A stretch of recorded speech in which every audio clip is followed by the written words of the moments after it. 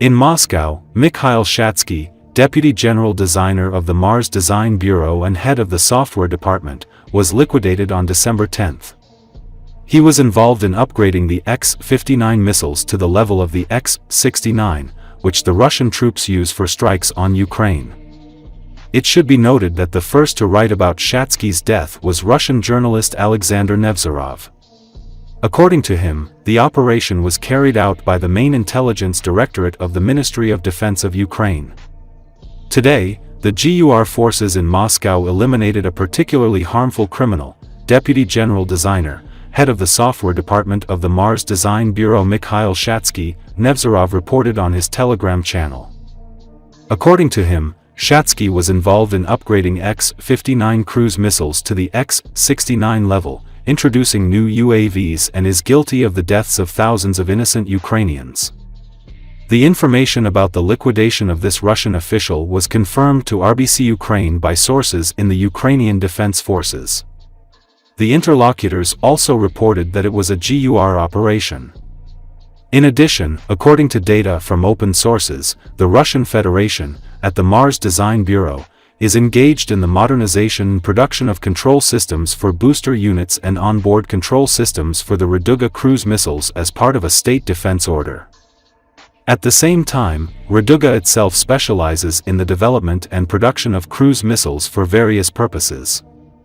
Let us add that, in addition to the above-mentioned specialization, Shatsky was also involved in the development and forecasting of the reliability of onboard control systems for spacecraft based on the theory of neural networks, as well as a number of other issues related to spacecraft.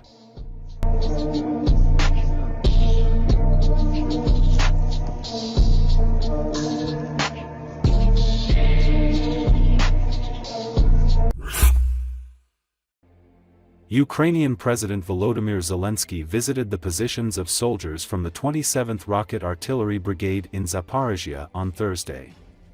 Zelensky marked Ukrainian Ground Forces Day by presenting soldiers with awards and thanking them for their service to the country.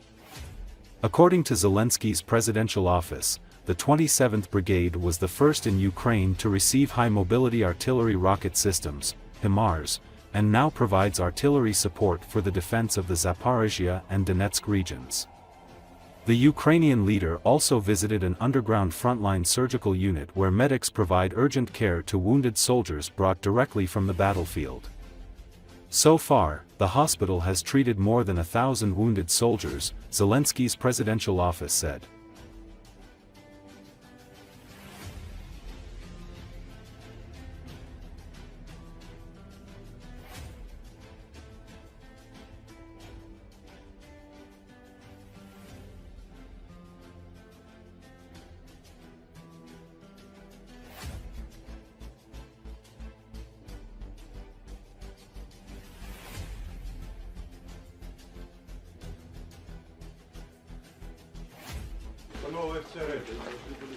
Вітаю вас, дуже приємно бути у вас сьогодні, нагородити вас, подякувати вам за службу, за те, що захищаєте Україну, наші сім'ї, сім'ї всіх українців, нашу батьківщину.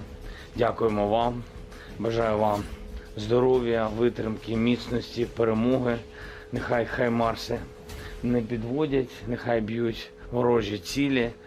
Ну і я хочу вас привітати з вашим днем. Сьогодні з Днем сухопутних військ.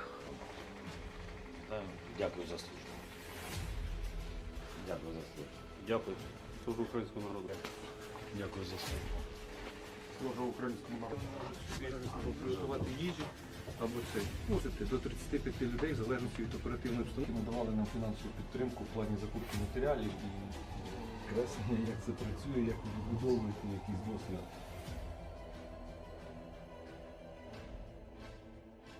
Порядка 100 мільйонів доларів тільки по цьому обладнанню на собі.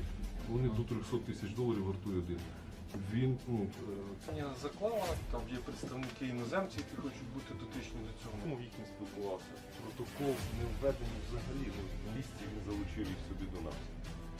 Це просто, це було. Дякую за службу. Дякую. Бережіть себе. Служу українському народу.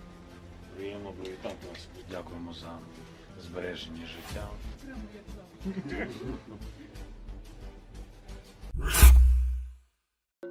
The military aircraft in Taganrog is a favorite target for Ukrainian drones. Yesterday, the Ukrainian Armed Forces and Ukrainian intelligence managed to attack military facilities in Taganrog using American ATACMS missiles, S-200 missiles, and Palyanitsia drones, Forbes reports. The source suggests that Kyiv used not only American missiles but also the latest Palyanitsia drones in the attack on military facilities in Taganrog.